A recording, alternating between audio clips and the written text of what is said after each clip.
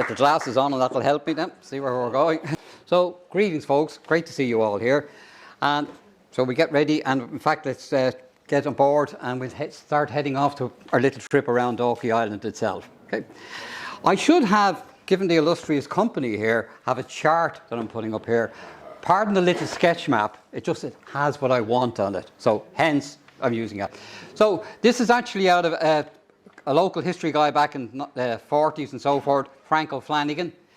And Frank O'Flanagan has done a number of histories at that time around the Dalkey itself. So with this little sketch map, it has what I need on it to tell you about what we're going to do. Okay, so we've got Collymore Harbour, Collamore. So obviously it came from the fact of the Irish for big harbour.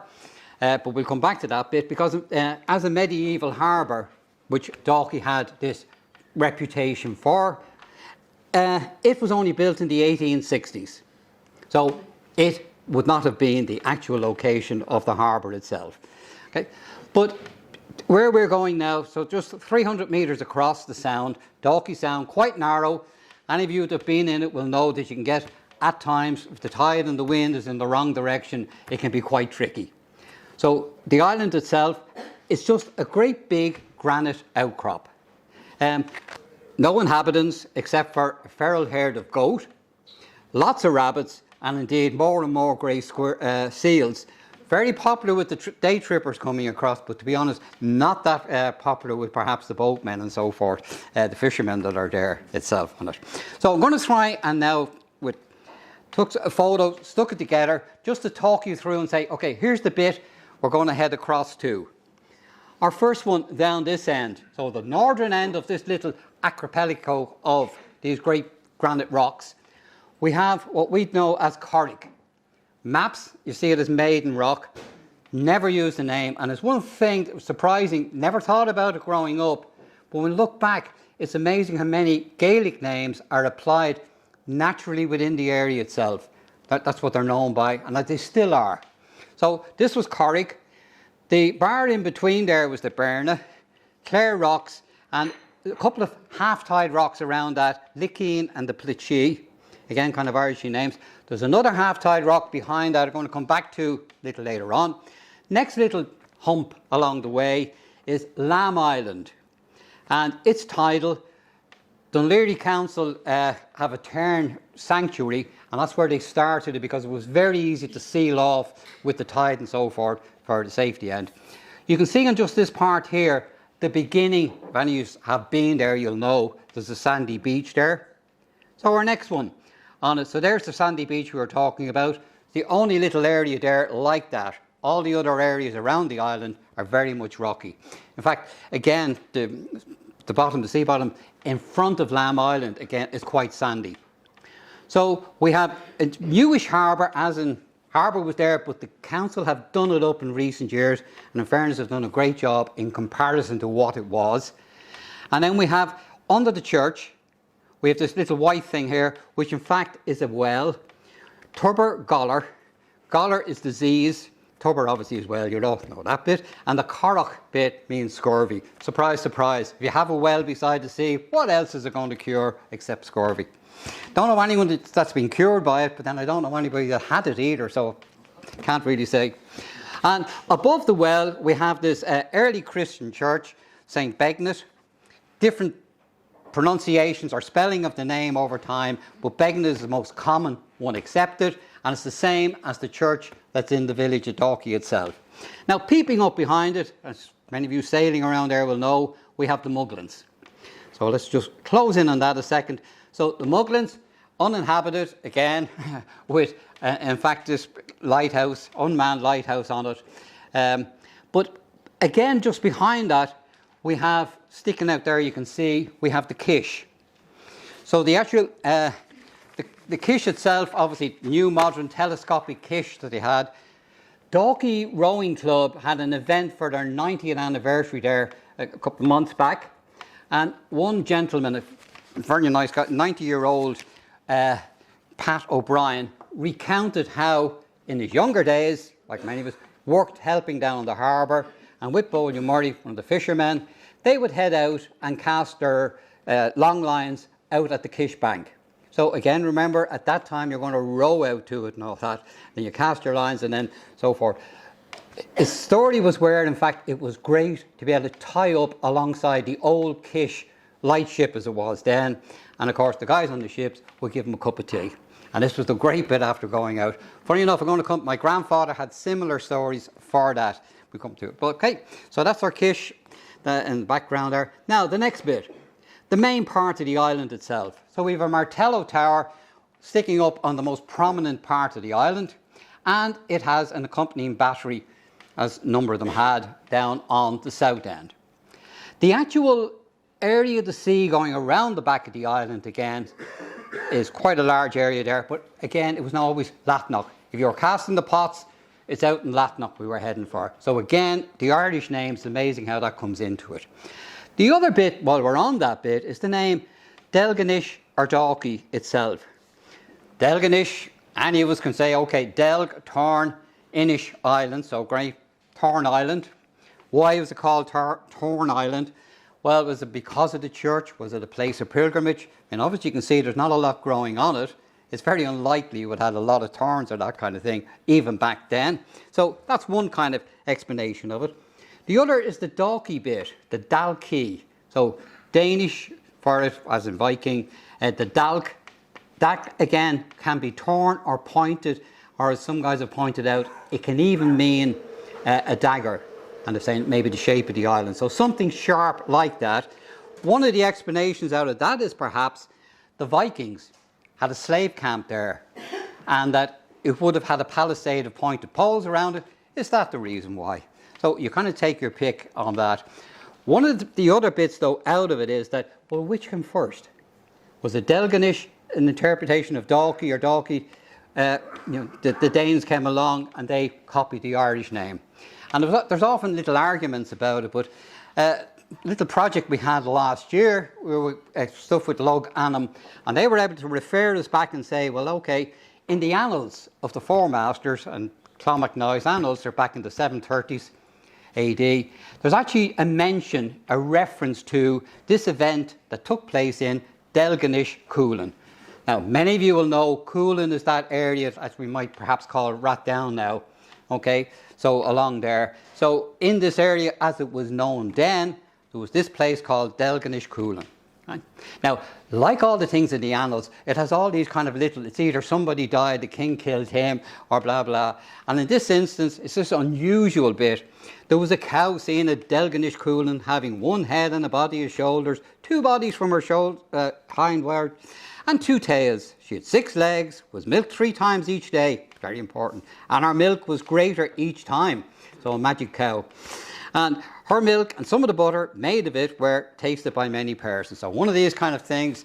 So obviously there was some different kind of cow that had been recognised and recorded that it merited mention within the annals of that particular time. But what we're interested in is the fact that Delganish as a name actually was there then. So we have to say it obviously preceded the Danish one. Okay.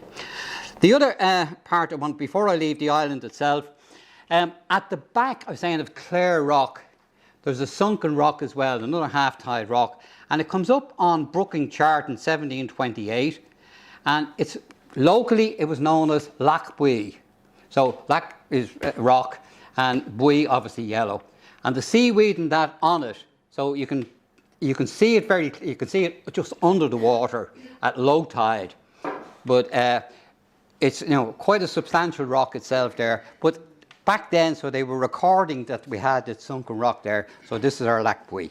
Okay, right. Moving from that, then my little connection. So, what do I know or not know, and how I come to be aware of the stuff in the island. I was fortunate to have grown up, not just in Dalkey, because you say, oh, there must be a house on the hill. They weren't all houses on the hills, by the way. But my grandfather was one of the fishermen in Collymore Harbour that made their living completely from long lines, lobster pots, and of course ferrying people over to Dalkey Island. So it meant, of course, you were down there. You had a job to do, lots of boats, lots of little. If it was just bailing out the boat, but you were from an early age going to be involved in it. His claim to fame, so it's Jem Gunjar Hammond. Gunjar was nickname, and name followed on down through in the family. We did an article on him back in the early 50s where he was termed the last of the Dalkey Hublers. So having grown up, and his family, he was the youngest of the family, so his brothers before him, they would have all been in the same thing. So they were actually, one of their ways of making money was as hobblers. Now, as some of you will know, and we're going to use Cormac's, you'll recognise the painting from Cormac's book, and it very much depicts what happened. A skiff would race out to an incoming ship, and the first skiff to get there and throw its grappling hook onto the ship got the job of going into port with it and helping it to moor. It all sounded very nice, and that the grandfather's side of it was saying didn't always quite work like that. The ship is moving, and he mightn't want you, he might want somebody else. They have our own little customers and so forth. There were all little bits that went around it like that. But it was a custom, obviously, on all the ports, around all the islands here. So in one way or another, the boats may vary in terms of the type of boat, but this type of skiff is the one that you know now has become part of this open sea skiff racing that Stella Maris next door, St. Patrick's and all the rest are all take part. It's actually a sport. It was dying when, I have to say, in the 50s for me in Dalkey. Now, in fact, Dalkey has 5 skiffs only, where we had one and we thought we were lucky to have the whole one. So it's a totally different game itself. The other photograph is just showing what they did. So once your sailing ship came into the port, obviously it had to drop sail, lost its manoeuvrability, and their job was to help it manoeuvre either alongside quay or bring it onto a buoy and whatever else was needed like that. They would get the pricely sum of anything from £1 10 shillings to perhaps £3, depending on how much they had to do, the size of the ship, etc., etc.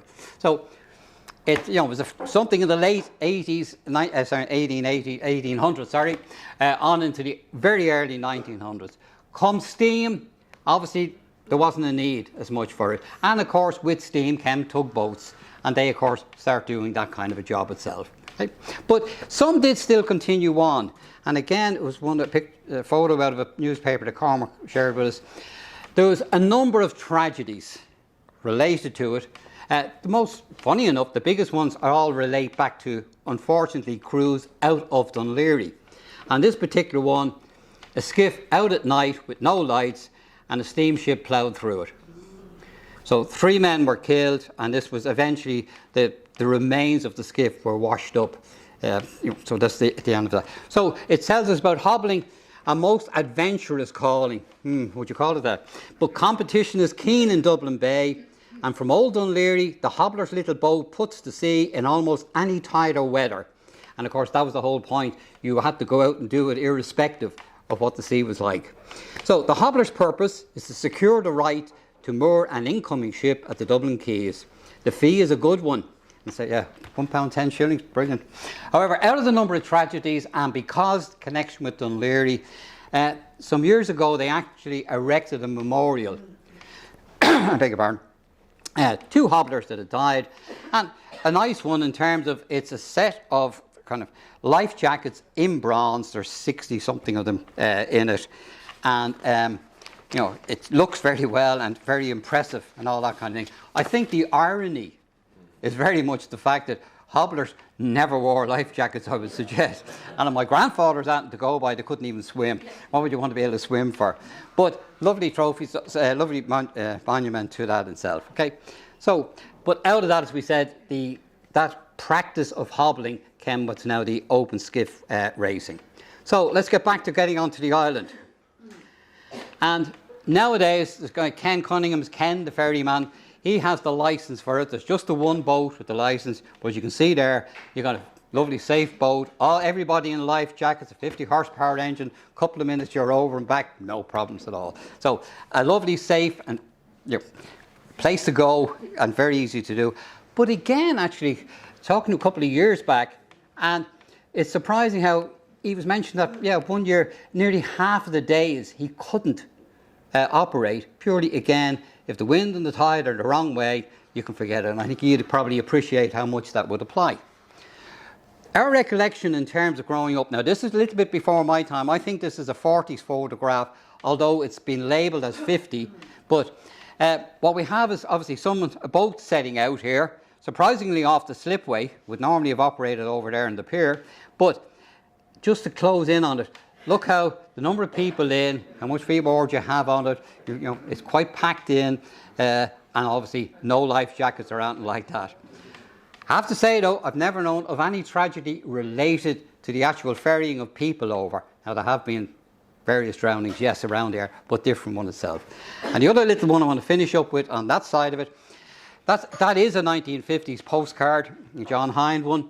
And for me it shows the kind of thing that you would have a series of boats, mainly we would call that size the punt, yawls were we call the slightly larger ones, and basically it was like taxis.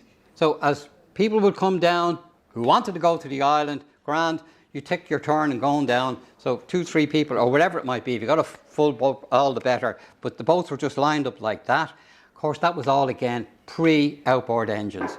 It was the mid-50s before actually the seagulls started to come in, and that became the habit on it. Of course, all totally changed then on that.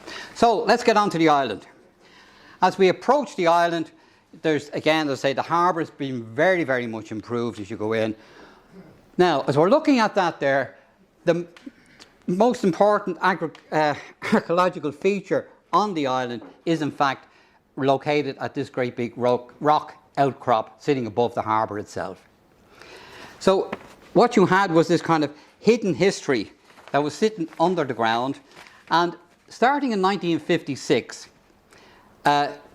Liversage, who was, I'll get the bit here, how to say, David Liversage, a young archaeological research student from Trinity College, started to do excavations on the island.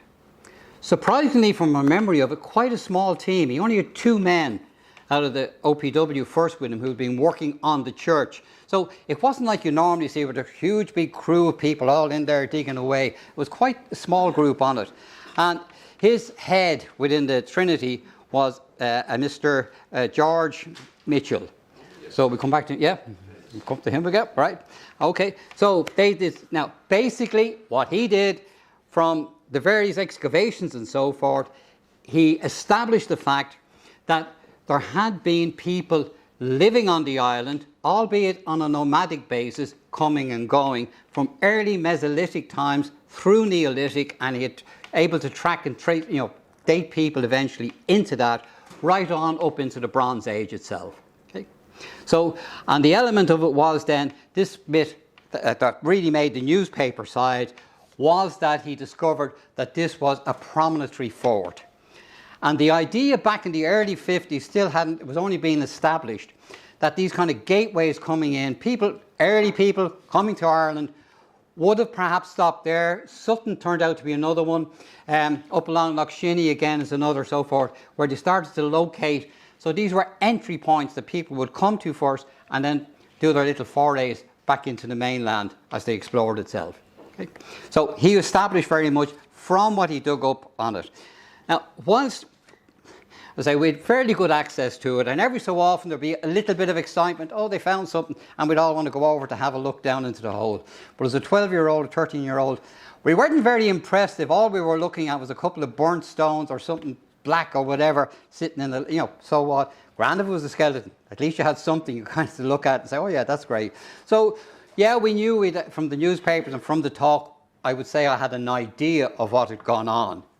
But it wasn't until much, much later. In fact, my daughter was actually at UCD at the time. I would have been boring the family, as I'm boring you, telling them about this is on the island, I saw this, I saw that. And she came across this little publication, which was Liversage's presentation to the Royal Irish Academy in 1968. So by that time, they had done their research on all the various little artefacts they dug up. So obviously they had a lot more knowledge. It wasn't just a black something something. They now were able to analyse it more, date it, etc. So a lot more of what they were looking at. And it's only from reading that, to be honest, that I got a better awareness, understanding or appreciation of just in fact how much he had actually found and discovered on it. One of the little things that actually makes it, Mitchell had to address the equally, had to talk to the Royal Irish Academy, and just this newspaper cutting. So he refers to the excavations taking place from 56 to 59. So each year, each summer, they would come over for about 2 months and do their excavations. Okay? And then he said, speaking of the embarrassingly large number of finds made, Dr. Mitchell remarked that had it been realised that such a fantastic wealth of material would be revealed, the excavations would have been mounted in a larger way from the beginning. So it was an element of, only as it went on, suddenly they realised just how much they'd hit upon. To give an idea of it, this is kind of his sketch map from those proceedings, where our harbour is just here. So this is where we're coming into the harbour. Here's the rock promontory fort up the top here. One of the things they came up with was this ditch running along this side. And within that, you know, they were able to date even more into the Bronze Age type of things. So on the side here, here's the 4 different digs they did and the various trenches and so forth. So it's meticulously recorded in so much as, you know, of everything. In fairness, because I remember comments being made later, even into the 70s, where a lot of the excavations being done, particularly with all the road works, they didn't have time to really fully document everything. So there was often summaries rather than the full detail. I have to say his were amazingly detailed on it.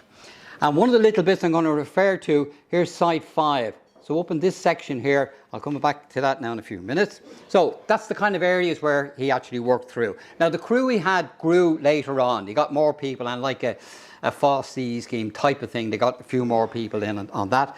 And you had all the various experts came along at different times to have a look at it. So some of the newspaper bits, so it's like only 3 foot 6 inches of earth was crowded finds which represented the Stone Age, the Bronze Age, the Iron Age and early Christian period.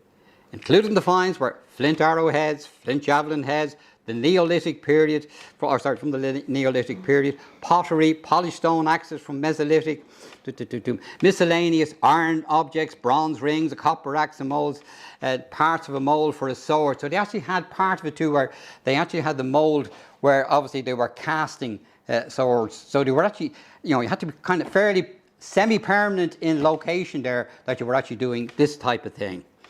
And most of the finds were made in this promontory fort. There was early wheel-made pottery. Now, also there was a lot, when you go through the book, the beaker type pottery as well. So it wasn't all just the wheel bit. So there is so much in it. I was looking when I was doing the article for the old Dublin Society one, could I get some photos from the National Museum? There was 32,000 artefacts in total that came up in the dig that had been lodged. And you can imagine all that's sitting in there. But just, so a quick summary of some of them. Obviously, the skeletons were the ones we wanted to see more of. One of them that he had was radiocarbon dated to 3350 to 2700 BC. So within that period.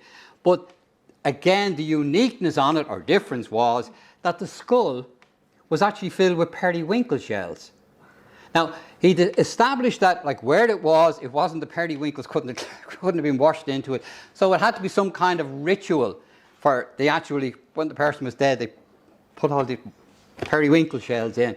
He never came up with a comparison or a similar type one or whatever, an explanation on it. It was just, well, it had to be ritual.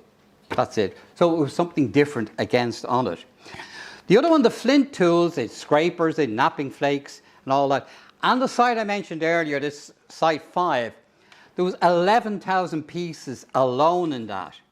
And what that indicated was, of course, there was a factory there. They were making flint pieces in it. Now, the only problem is, we said Dalkey, as you all know, is granite, pure solid granite. Where did all this flint come from that they were working on? And of course, it's simply out of where the Ice Age comes. The flint is all up in Larne in the north of Ireland. So Ice Age comes, ice sheet starts moving down, it drags all this stuff down with it. And then, of course, ice sheet starts to melt and it goes back up again, or at least melts, and it drops what it has. And they were able to go across, and particularly along the beaches, which you can still find if you look, there are still knoblets of flint. So they were knowledgeable enough to go find Killiney Beach or whatever, that they get their flint, gather that up, bring it back to the island, and then start making their tools, their scrapers, their javelin heads and so forth from it. So again, in its own way, quite a cultured, established setup for this, more than just nomadic perhaps. You know. Now the other little bits, again, they had Roman glassware and imported French pottery, which they were reckoning was probably from Bordeaux. The indications there was perhaps at this stage, and obviously this is back in now to the early, the 14th Roman period, etc. That there in fact would have been a trading post there. There had to be some trading being done, whether it was just a trading post as an entry into the rest of Ireland or whatever. That's all they can say is trade was carried out with these other areas. And that's one of the areas. In terms of houses, the only ones they eventually came up with was there are post holes near the ditch and the wattle walls with them as well. So Bronze Age period, people would have lived along there. Okay, so just a few diagrams in terms, this is all skeletons and what have you, as we wanted to have. I'm not sure that's the skull head that the actual periwinkles were in, the various pottery, all the types of flint and so forth. But each and every one of them was documented in his report in that kind of a way, which was one heck of a job. I'd have to say it wasn't, they weren't just photographing it and then just putting it away and that was it. Okay, so I'm going to leave it at that because you could do a whole lecture just on it alone if I was qualified enough to do it. Going back to the actual, this harbour bit. So the idea of saying the medieval harbour. So as we said earlier, so as Collymore was only built 1860, so we're going to say that wasn't the location for it. However, it's more probable, and as many of you will know, when we say harbour, it was the Dalkey was the port for Dublin in this period. So from late 1200s through to early 1500s, there's a recorded entry, people came, any of the dignitaries that came through it and so forth. King John sent some deer over to be stuck up in his park in Glencree and they came through it. So little elements like that get recorded. But in fact, it was more likely that it was an anchorage or a haven.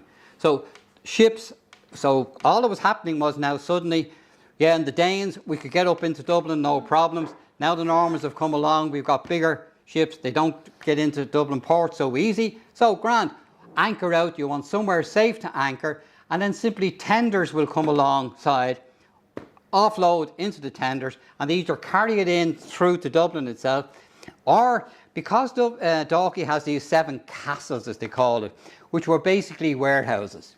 So an element of what came in would have gone into Dalkey. There's no real documentation, unfortunately, to cover it. I done a conference a year or so back where they were talking about Chester and Bristol and so forth, and the amount of documentation they were able to show in terms of what they were shipping. Unfortunately, we've only references to, like I said, the King John got his deer shipped over type of thing. So there is the element that the Dublin merchants would have been against stuff being landed in Dalkey, because then again the taxes they would collect, the duty and so forth, and of course it was all about that kind of thing. You all had to get your money of everything coming in. So equally they would prefer that it would be, obviously the tenders would bring it straight in. But whatever way, it looks like that's kind of area. Now where did all that happen? One, can't say no for sure, so here's a few suggestions. This particular map from 1571, from Arnold Horner from Trinity, had published an article in the Old Dublin Society journal. And what he's shown here is, in fact, this is the part of Dalkey itself, and it's this bit. I'm going to just focus in on that. And what we have is, here's our Muglins and the island, rough representation for it along there. And here's Dalkey village itself. And it's Ye P of Dalkey. Now, is that Ye Point of Dalkey or Ye Port of Dalkey? Take your pick. But the general consensus is more or less where our Loretta Abbey run is. So the idea is that perhaps the harbour was there. Go back on that actually. A local historian guy, Colin Coleman, he's actually gone to the trouble of, I don't know how clear that is, where he's actually gone and shown where all the various holes where the rivets holding the piers and so forth down were along the rocks. I've done various photographs as well where you can see where it's been cut or where steps have been put into it. Flanagan, in his book in 1942, refers to the one that this was the location of the Coal Quay harbour. Now, I'll have to say I never heard the coal bit. We always did know it, that this was the quay. So it's down by Ladies' Well, you know that passageway that goes across at the convent, Ladies' Wells there, just exactly through that gap, and across slightly to the right. Would have known it as that then, but he had a coal quay as well. However, the only part on that too is, in terms of they had to land somewhere to bring it in. With Bullock just around the corner, it's often surprising. I mean, that's there since the 1300s, and it developed, the jetties were in different places and all that. Grand, you still had to come up a hill to get out of it. It's one of the things against Collymore itself. But this is more likely, perhaps, some of the stuff we're looking at here is probably more likely to do with when they're building the Martello towers. They needed somewhere, because again, Collymore Harbour wasn't there. You needed somewhere that they were going to send off all the stuff the supplies and materials and equipment to the island. So it had to go from somewhere. It's likely that this was actually more the spot for that itself. Okay, so take your pick. So I'm going to move back to the island itself and talk in terms of harbours. So the beach I mentioned earlier, well, that's great. I'm going to say you can see where that would have been the early landing spot, and again the Viking type boats would ideally suit that.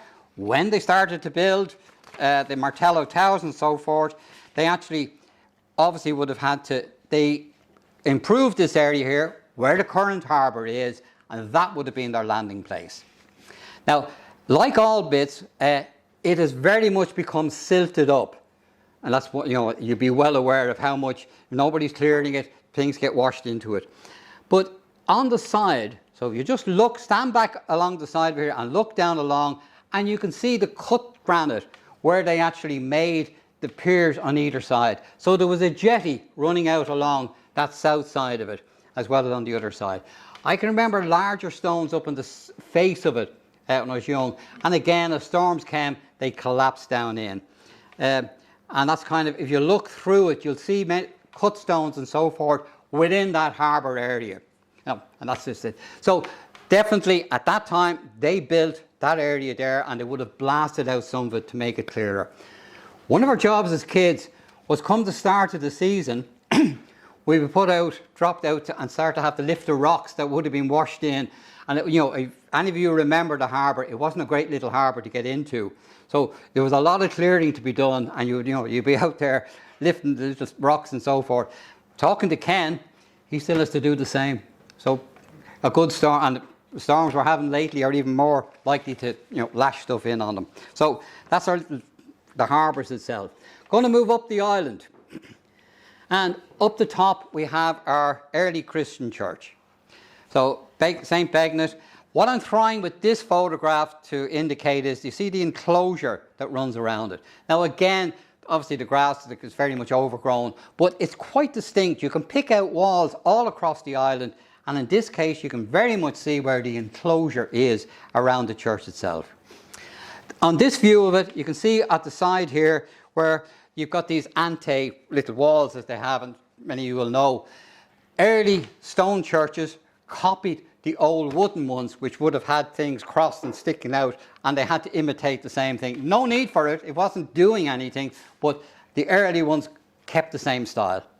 And from that, and from the actual shape of the door, this rectangular door with our large square block over it and so forth, Con Manning has dated it as being early 10th century. So somewhere around then, and a number of other churches in Killiney and so forth would come around that same period. And equally the proportions of the church apparently. One little point on this one, there's a cross now up here in what would be the belfry. And if you look at the one beside it, Patrick Healy, again well-known local history person, he visited the island during the excavations and took a photo of it. And of course you can see the church here. There ain't no cross stuck up in it at that stage. The reason for the door on it was they were using it for storing their equipment and so forth while they were there doing the excavations. So I've never been able to establish who put the cross in. It looks old. It's got kind of a concrete thing underneath it, so it doesn't fit properly. But how they got away with OPW and Dunleary Council, etc., and it must have been a hell of a job to get up there and do all that. But however, we've got a cross in there that for some time in prosperity you say, oh yeah, was it or was it not original? Have to find out who put it there. The other part, if you look inside the church, it has a fireplace. Now again, not something you'd have in church normally. And the reason for that is simply the workmen that were there building the tower and the battery and so forth converted the church as somewhere to live, for shelter. So they actually put in the fireplace, put in the extra windows here on the side, and they also put in a loft, obviously for extra space and so forth. So that those changes all came through that period itself. And that's a could be done. Yeah. Next. Now, if we stand at the door of the church and look north, the rock in front of us here has a carving on it. And indeed, there's another one just down in this area here. This is this part here. Okay. So two of them with crosses carved into them, which have to relate back to the early church itself. The first one, directly opposite the church, has a Greek cross. So this is 4 equal arms, and it has 2 circles, an outer and an inner circle around it. One of the historians, Wakeman, in 1891, he went around documenting things. He came over, saw that, and he actually drew the diagram we have there for it. So he recorded the fact that it was there then at that stage. He didn't see the other one. So of course, Liversedge was able to eventually find that one, so that's at least one up for him. And this is a photo I took in 2019. And the year before, the lichen and all that covered it. You couldn't, it was difficult. You'd have to, like the first one, you'd have to look to see and have the sun in the right direction to make sure you saw the outline of the cross. Some clever person decided to scrape the lichen off. Was that a good idea or not for something that old? Yeah, it was. But that particular one, again, it's a Greek cross, 4 equal arms, but it actually has a little boss part at the end of each of the arms itself. Now, what Liversedge was able to establish was that there's our cross and there's a wall running away from it. And to the right of that was the cemetery. To the left is the enclosure around the church itself. So where he excavated 11 bodies altogether in that period itself. Okay. Now I'm going to come back to them in a second. I should really cover. I should cover that in terms of the church itself. The church probably went through 2 different periods, he reckoned, of occupation. Initially, the early one itself, and the bodies related to that, he found obviously at a lower level, and the arms were down by their side as they were buried. The level above it, they had the crossed arms on it, which apparently goes to Norman bit, and indeed he even found some Norman coins with it. He also found some ridge tile and Dundry mouldings off windows, etc., which had to be obviously of a late, they would have been imported from England and that, so they had to certainly be of a later period. So the church seemed to have gone through a Norman bit. In between the early and that period, there had to be the bit where the Vikings were there. So hard to know how did that work out. The Vikings were running a slave camp. What exactly was happening in the church itself? Now we know the Vikings did, and were converted and came around to that side of things. But for some period, presumably there had to be that element of it. The records they have when they keep saying, oh, there was a slave camp there, is simply the one, the Annals, again, where else would we go to? The Annals, 938 AD. It actually records this abbot from the monastery, forget the name, prisoner on the island, decided to try and escape, tries to swim across, drowns. So being an important abbot, that was sufficient for it to be recorded. So we now know, yes, he was a slave, and again, it's more likely he was a hostage. See what we can get for him. We'll sell him off and so forth. The other reference in the annals to the island at that stage was where, again, every so often the Irish guys would rise up, attack Dublin, and kick the Vikings out of it. And so the Vikings take to their ship, and they actually, in 942, they sail down, sit in Dalkey Island for a while, and then they come back again and take Dublin back again. So it's recorded that they actually left Dublin and came down around it. Okay. So That's, I think, more I'm going to say on the church. The other bit on talking about the field system. This just a photo I found online. Not a great one in some ways, but it shows a lot of these field outlines on it. Now, the biggest one here, I'm going to come back to that later because it relates to the tower when that was being put up. But here's our church, here's a wall across, and then we obviously got these various other ones around here. And the likelihood is that obviously you have the church, you have the monastery and whatever of a sort, there had to be a community living there. And it seems likely that from the field marks and so forth, that's the area that probably their dwellings were.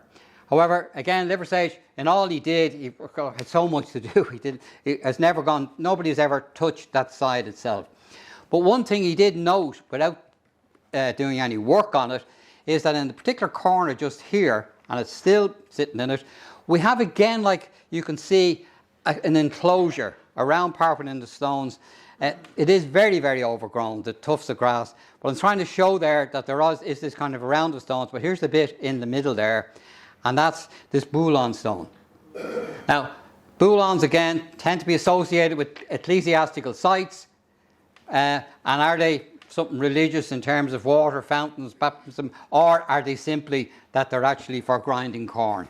So, one or the other. But it is certainly, he's recorded as, yes, there's a Boulon there, and, it's still in situ, hasn't been moved itself. And looking around just on this side of it, it's very easy to pick out the different areas where obviously the erratics that were around the island, it took a lot of work to move some of them and put them in position to make boundary fences around the thing itself. But again, it's the kind of thing that was done. One of the elements that's recorded, the Dublin Penny Journal, this comment I have here, 1832, one of the reporters went over to have a look at the garrison that was on the island, and in it he notes the fact that whilst he was there, locals were swimming animals across, cattle across to the island for the summer grazing. So something we'd associate very much with, say, west of Ireland or whatever, again, and given the channel they had to come across, the sound and so forth. But there's quite a number of reports, and even further on, we're going to look at later, where they were still doing it and into the 1900s. So locals were still grazing animals on the island, and that at that time paying for it. So, and of course, some of these were putting the walls up here, presumably to protect that. Okay. Right, and we move up the island now to the tower. So as we said, we have our tower sitting on the highest point. I'm going to take it that most of you will be aware, kind of Martello towers, we have them all around it, why they're there, because so all the poor little British got very worried about what happened to the French nobility, etc., etc. And we're going to make sure that Napoleon didn't get in, the same happened to us. And they got, again, the fear usually was that as happened, the French come into Killala, the French come in down south.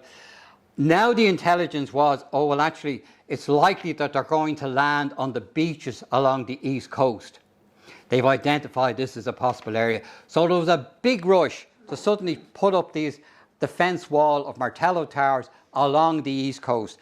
28 of them were erected in just a couple of years, and 10 of them had batteries attached to them as well. And it was some feat. When we think of the problems we have building houses now, we could get that same crew up and the same urgency. The phenomena, when you think of the buildings that they actually had to, what was involved in it. So in that short space of time, these towers went up. They're two different sizes.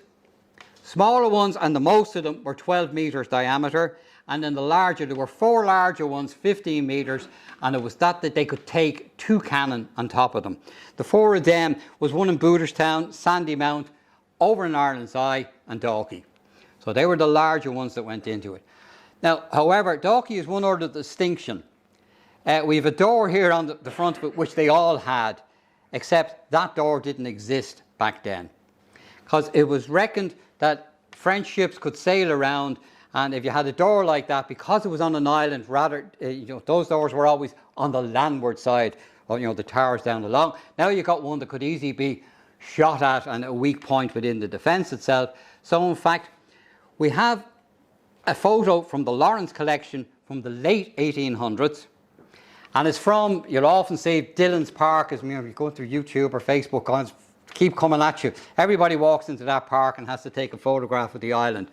In this case, lucky enough, this guy did. And what we have is we can see the island across at that period. There's the field system we talked about. And as I say, it was basically the vegetable plot, the allotment for the garrison. So they cultivated that, and it was still going apparently. Again, Liversedge got some people that could say, yeah, I remember it still being grown potatoes, back at the very, very late 1800s. But the tower is what we're interested in. Let's close in on that. And what we have is the tower with no door on the side, but rather steps, a ladder going up to the parapet. And we can also see there clearly there are 2 cannon sitting on top of it. So if we close in, so this is where the ladder was, and there's the door up on top, right up in the parapet. Quite a small one, as you can see. So that's it bricked in. And we can still see the stanchions here that would have held that particular ladder. Okay?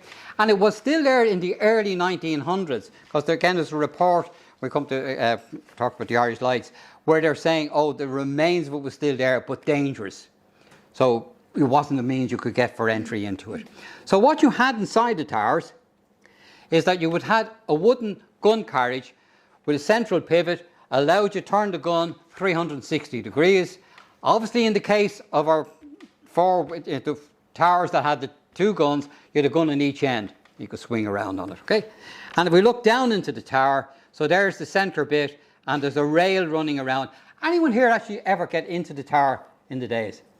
Yeah, well done. It's quite so. Yeah, and back on the days when the floor was still in, on the first level, yeah. Unbelievable the difference, isn't it? How you go in, and how they, that floor was all completely caved in, and all the rest, and you could see so much, and you could interpret what how the whole thing worked back then. And the sad thing is that unsocial behaviour or whatever, and now suddenly it has to be all closed up. The council did a big report took about 4 or 5 years for them, all gang them to go through this thing. And out of it came the bit that during that time they stopped the ferries and stopped all access. They were trying to stop people getting on the island. But at the end of it, part of the commitment was that they were going to put some information boards and so forth and look at how they could more open up the things like the tower so you could see more of what had been there. But unfortunately, that hasn't happened. So, easy enough, and then you'll know there's a rail around it, centre one as well. That door there is where, if you have been in, there were the stone steps that wound its way around. And obviously, later on, when that door was put in, it was obviously put at the end of those steps. But the actual little bit here, this little door, a tiny little, it is really small for getting in. So that was our access through on that. Now, because I did this for the Old Dublin Society, I've got a slant on some of the stuff from that. And Alderman Tom Kelly, who was president at one stage, and he had an article in the Dublin Historical Journal. He starts with the comment, I have the weakness of believing that anything which interests me also interests other people. I might suffer from the same, perhaps sometimes myself. But he came across Brian Bolger, and he got his papers, and he was able to work through that. He was what he called a measurer, as in common terminology, a quantity surveyor. So through his papers, he got that mason work done for, so the Right Honourable Lieutenant blah, blah, blah, on the Martello Tower number 8 in Dalkey. And he gets the materials and so forth. And he comes down that it was done in February and March 1805. The amount of £1,177, 18 shillings. And don't forget the penny.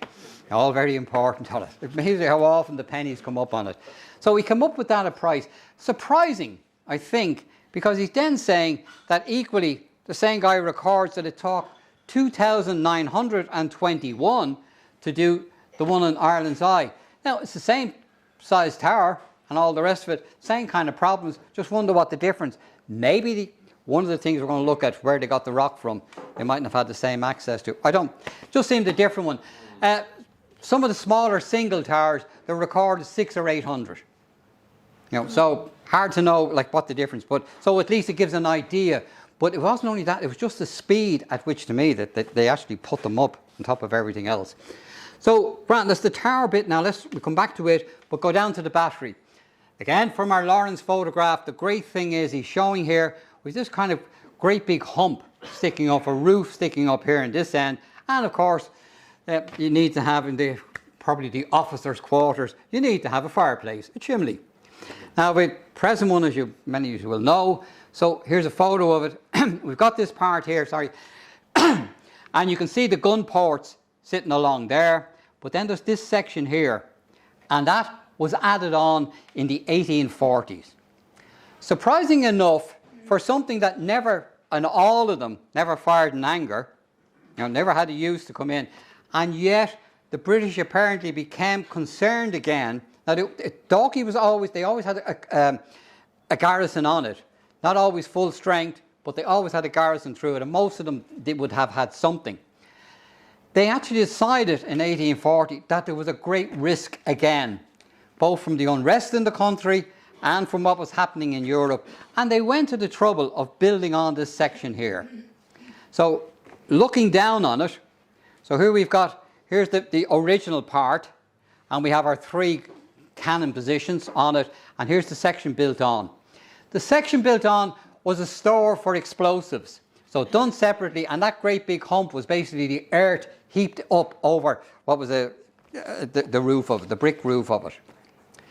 The gun positions, again, if you've been there, you've known so a track going around the centre pivot, and between those 3 guns, it certainly commanded all that way from across Coastline in the bay coming in, so certainly very strategically positioned.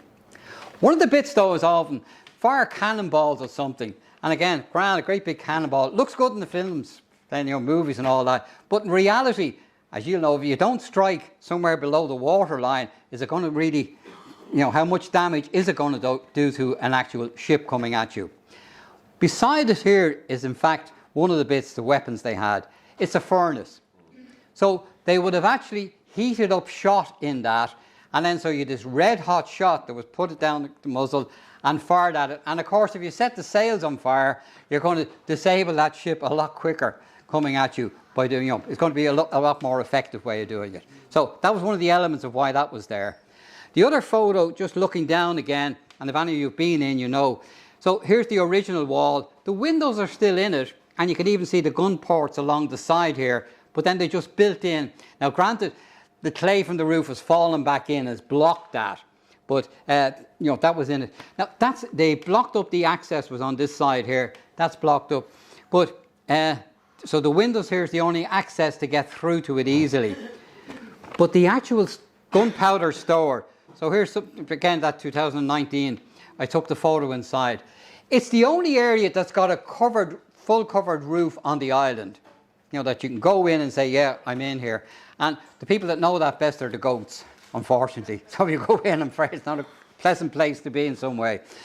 It looks like there's an electric light there in the middle of it. That was just the day I took that. The sun was so good coming through that little grill on the middle of it there. It almost looks like it was great for the photograph in that it lit it up, and you can really see inside just a whole bit on it. Okay. So that's still intact. The roof obviously is pushed down on either side, yeah, but that part.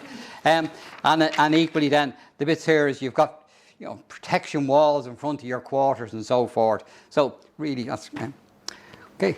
The other little bit I'm going to show, approaching it from Latnock, from that side of it, from the south side, looking up at the battery itself. But what I want to show here is the rocks at that side. You can see where they were quarried. And all across this area here and up along and so forth, and indeed further back over on the island.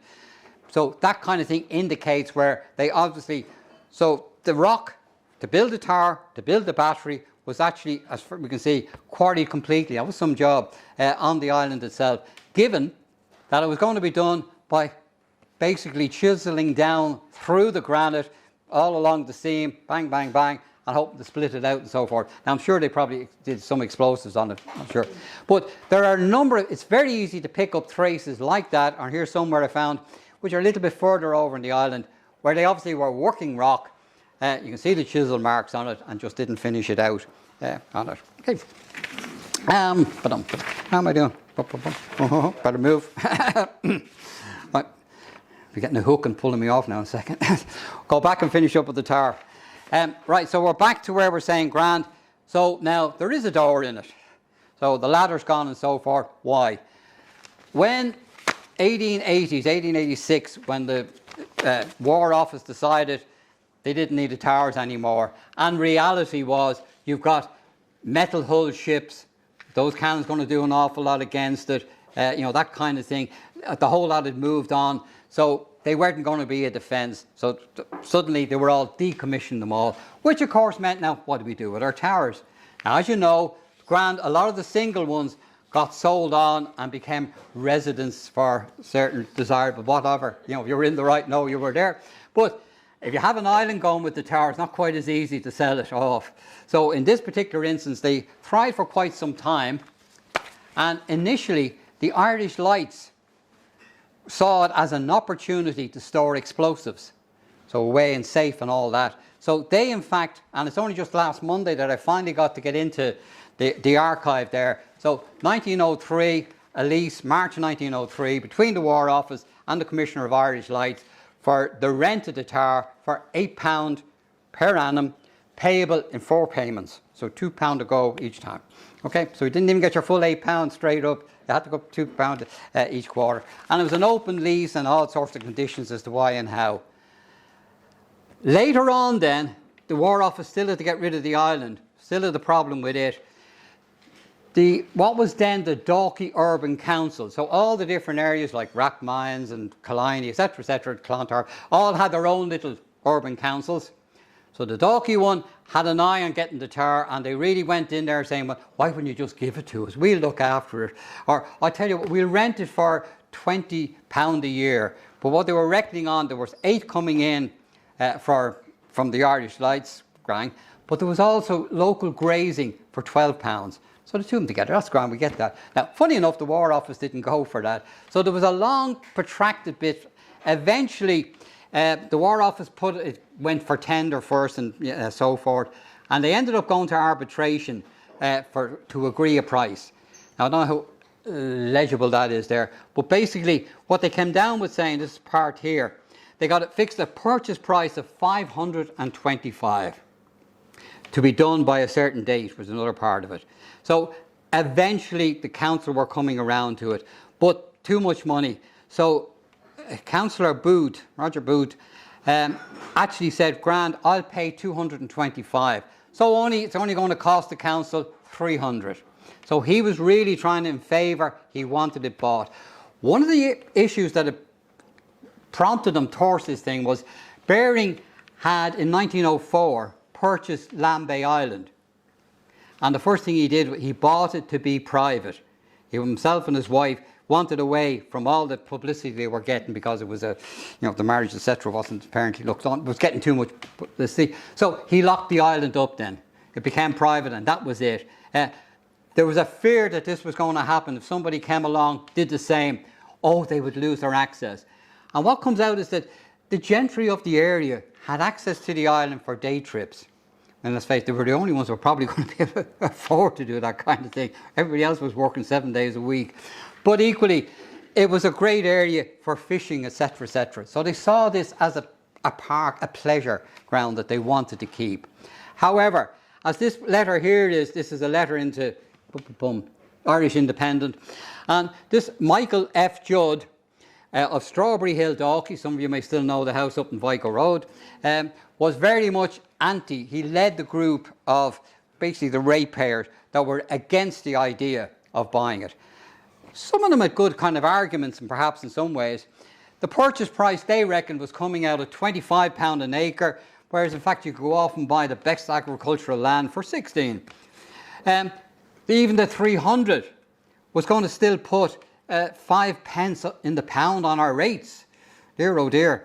And then I thought, well, in fairness, 5 pence would have been a lot, I'm sure, back then. And the actual then, we have the island, we still have to maintain it, but locals already have access. So what's the problem?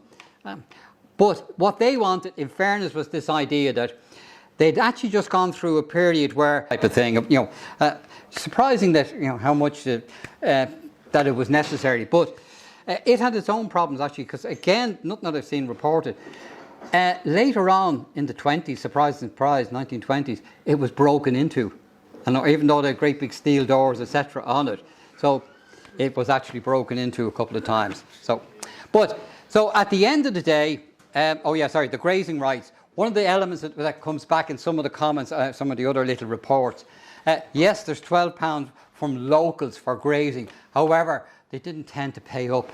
So, so don't rely on that as an income. You mightn't be getting it. But finally, it was passed by 7 for against, 5 against. So as close as that ran on it. Okay. This bit here, now let me see if I can do. Yeah. That make it more legible? Yeah. So the so the money end, as we said, council acquired the island as they feared it might be purchased by a private individual, and many visitors and the residents who in the summer months would then be prevented from doing so in the future. The island, which has many historical associations, is most popular as a rendezvous for picnic parties from all parts of the country. It's also a favourite resort of followers of the piscatorial art. Fishing, thank you. I had to go and look it up, I have to admit. When I first saw it, I actually had to go and say, is that what that means? Yeah, that's, oh yeah. So obviously they're fishing end and so forth on it. Yep. And then the other part then on this here is where the vote itself was only passed, sorry, the vote was early on, but the actual payment, the authorization to make the payment was only done on the 31st of December 1912. Get it done? Am I right? Yeah, 1912. And that was the last day that the offers, at that stage, the arbitration rang out and so forth. So they held out that long before they authorized the cheque to be sent to the War Office. Okay? And then it wasn't until the following, was in March, don't get it right, June. June. Sorry, here we go. It's even got it written there for me. 6th of June. That the final handover took place on it.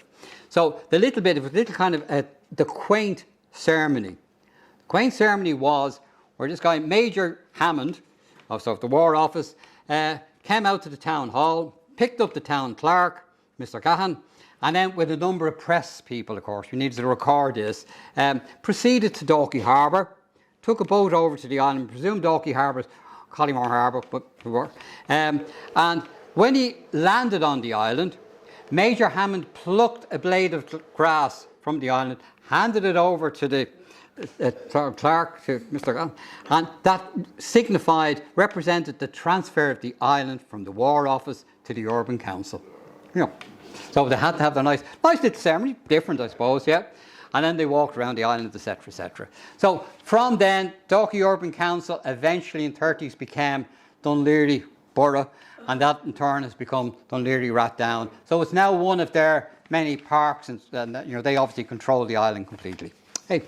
So in a way, at least it was a great move in so much as they did at least secure that for the people, although there's still the element of how much access we can have or not have, but whatever, it's there.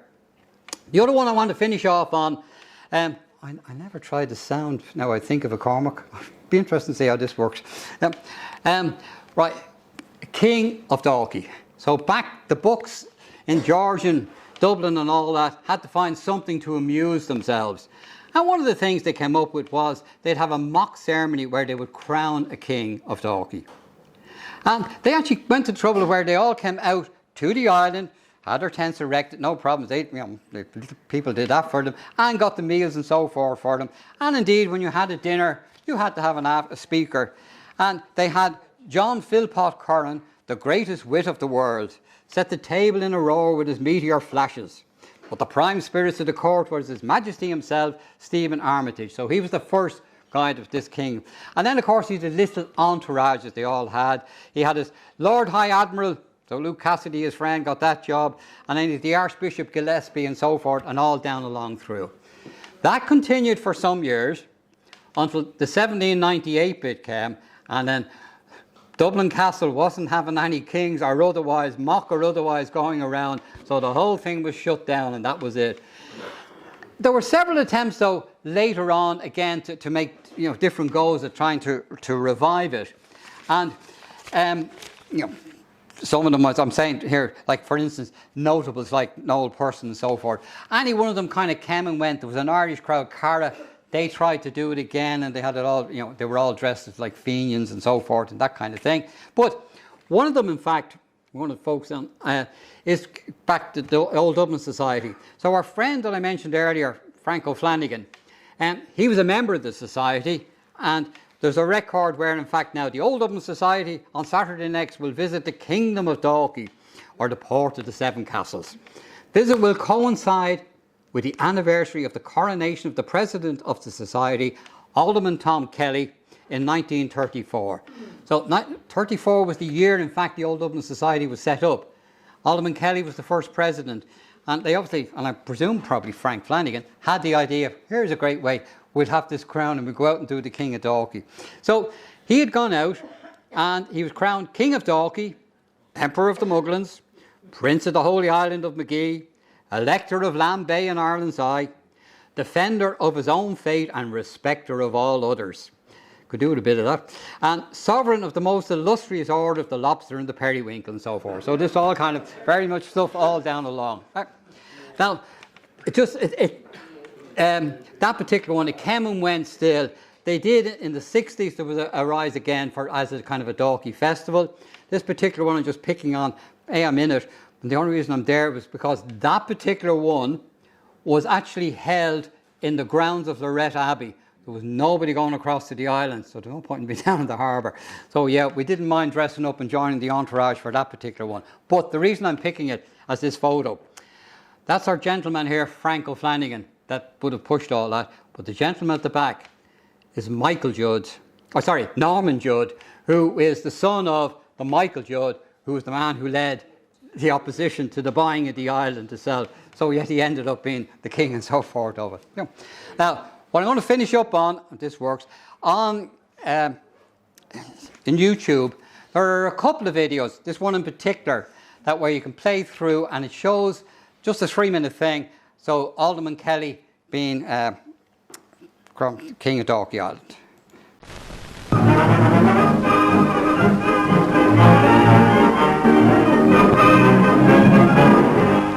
Dalkey Island has a royal day. Thousands attend to witness the coronation of His Facetious Majesty Thomas I, actually Alderman Thomas Kelly, TD. Here are the principals of the century-old burlesque arriving on the island for the ceremony. His Majesty was given a right royal welcome, a salute of 21 guns and a grand procession to the seat of the coronation led by 3 pipe bands.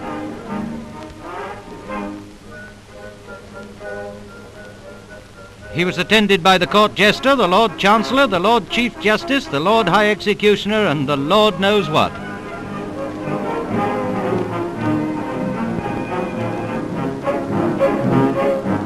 And now in the capital of his kingdom, he is crowned King of Dalkey, Prince of the Island of Magee, Elector of Lamb Bay and Ireland's Eye, Sovereign of the illustrious Order of the Lobster and Periwinkle.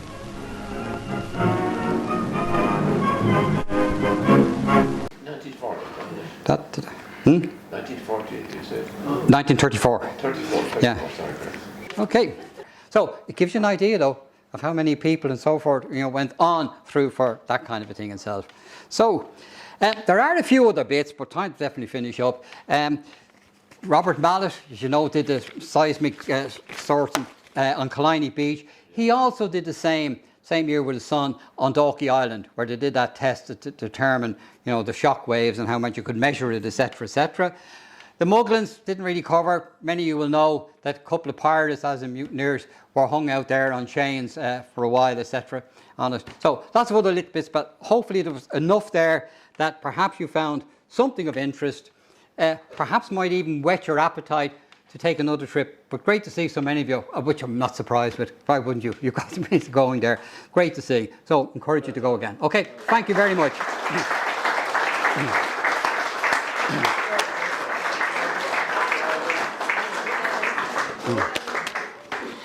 I'm sure I speak for everybody here when I say that was an absolutely superb lecture in Connor, with some fascinating details, a lot of which I've never heard of before. Absolutely marvellous, and thank you very much. Thank you. If you ever reinstitute the election of the King of Dalkey Island, I'm going to put Peadar's name forward. What do I get for egg? Thank you. I'm sure we have plenty of questions. I noticed a Peadar Curran mentioned in your. Yeah. Okay, was he a granddad? No, great granddad. No, no relation, unfortunately. I keep trying to find a way of. My usual ones when I go tracing ancestor tend to be more the criminal side, but we don't. They've good police records, though. Yeah. No.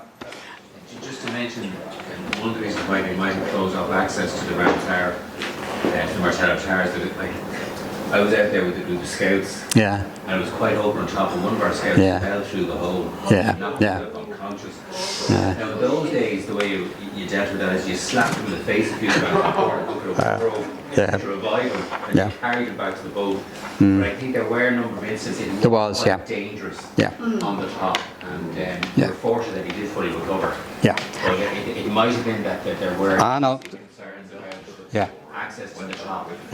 Yeah, unfortunately, and there's that kind of thing that there were, and I believe there was kind of a little, let's say, drink party held on top of the roof and other bits like that, and that obviously, naturally, the council will become very worried. But I'm only saying there has to be a way of better. Because when I was doing this a few years back, just after the COVID thing, and taking the photographs, the number of people you met who were kind of saying, "What are you doing?" and really didn't know anything at all. Now, you obviously have a good idea of things, but surprising how little they're there and they're walking around. Oh yeah. But what is it? At least could put a few information boards and stuff like that on. They're good at closing off the island. Don't go there because the terns are in it and you mustn't disturb them. Sorry, Frank has a question. Yeah. Can I? I'm one of the people. I've been on Dalkey Island several times. I thought it was terrific years ago, but I read maybe 20 years ago they slaughtered a load of the goats and they found nobody for doing it. Am I correct on this? And they thought that the hides were used in France to make handbags. I don't know. Yeah, I can't say. Now, to be honest, I'm out of Dalkey and my relatives there, like I'm back and forward quite a bit. I still have contact. My contacts are less and less that I had there. But yes, I know there's been different problems and different things about who owned the goats, who put them there, another man put them in, etc., etc. Yeah, there's been various problems like that. Or indeed that they were starved. Funny. Discovered that there was some bovine TB among them. They had to cull a lot of the hair, but apparently they're looked after with veterinary surgeons to go out on a regular basis and check them. Oh, they would actually put feed into the battery thing and that regularly for them now. Yeah. Paddy?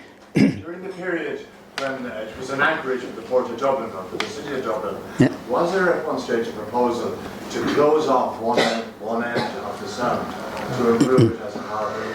Yeah. And the second related question is, was there a proposal to build a canal from there into the city? Yeah, both. Captain Bligh is credited with the one when he was doing his survey around Dublin, and as you know, he came up with the port bit that lucky enough, didn't work. But he also came up with the idea of closing the south end from Sorrento Point across, and that would make an anchorage in it. And apparently there was the same kind of problems, but it could silt up and so forth. So it was considered impractical, so his idea didn't do. The canal one was very much about getting stuff in, and it was even from the Dunleary end, as I understand it, that they were going to run along a canal from there in. Now, and the plans are still there, as I understand it, to be seen for it. There's a chart in the Port Archive depicting that, Paddy, and also another one that they were going to build from Hull across to the port. Just wondering about the water supply. Yeah. You've got a garrison of, what, 20, well, more than probably 30. Yeah. There's a couple of things on it. There's only the one well that you can see now, but there were a couple of others above that. Now, surprisingly enough, for the kind of island and the rock it is, that you do get that, the water comes down off it. Apparently, it's kind of a salt marsh that's in the top end of it, so there tends to be that salty taste to it. But equally, one of the ones that they would have saved water, and you can see some of the rocks where they're carved out, like you see in the west of Ireland bit, where not quite on the same scale, but where you would actually cut out and then you get your rock from that. Now, equally, they had access to the mainland, so it wasn't a total, you were totally cut off. Yeah, but it would have been, obviously, they did have to ensure they could get enough water from it. Apparently, they did. But there wasn't a spring. Or Oh, there is, yeah. That well is, yeah. The bracket. Well, anytime I've tasted it, let's say, What's the cure sore eyes? Yeah. well, all wells cure sore eyes because that's what the Lord did when he went the first well. So, Are there any architectural drawings for the fort? I don't know. There would be, I'm sure, within the War Office. The best book, in fact, you know that there's the book on the Martello Towers of Dublin, and the 4 authors on that. And I'm going to get them wrong now if I try and say it. Yeah, and Jason Bolton, yeah. And very funny. It gives quite a lot of detail on that, because he got access to quite a lot of the records on it. There was a story that Ronnie O'Malley stopped off in the Sound on her way back from England at one stage. So she was either in Hoth or she came by him. She probably got that. Yeah, I don't know. Yeah, I don't know. Yeah, Hoth is the one that she's credited with, but again, it's not recorded. Yeah. I was fascinated by one little word there on the chart of, I think it was 1820. Pool bed. See that just north of all right, yeah, the 1577. Yeah. Way over near what we would call Sandyhook. Pool beg. That's how it's spelled. The other thing I just want to say, Peadar, is your memories go back so far. I have this impression that the seals were not as common times past. They were culled. They were culled. The fishermen would have at that time culled for the amount of damage they would do to lines and to lobster pots, and it was kind of accepted. It wouldn't be now, but A bit like, I mean, Peter Wilson from the zoo used to say that you get if you have a top predator, nothing preying on them, and the population explodes, and then you get a distemper, and it all comes back. We went on another question or two. Yeah, all the towers are modelled on a tower at Cape Martello in Corsica. The French and the British Navy had a huge difficulty capturing it. Any idea where Martello comes from? Martello? I think just their corruption of it. Yeah. Martello in Corsica. But you're saying that you know that, yeah. Just it's that name, but it just got corrupted. I presume, yeah. I take it. And we might have another question or two. There we are. Are we done? Well done. Well, I'd just like to make a very small. I think I've done well as it is. I think we're more than well. Thank you very much. Thank you very much.